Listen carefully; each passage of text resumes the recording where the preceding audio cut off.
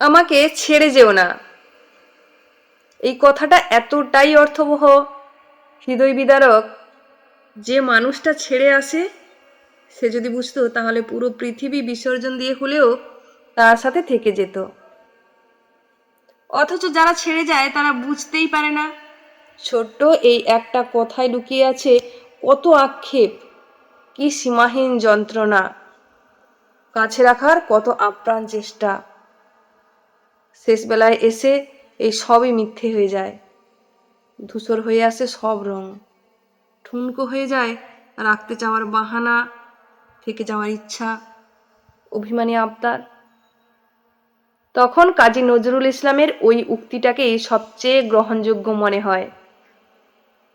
তোমারে যে চাহিয়াছে ভুলে একদিন, সে জানে তোমারে ভোলা কি কঠিন।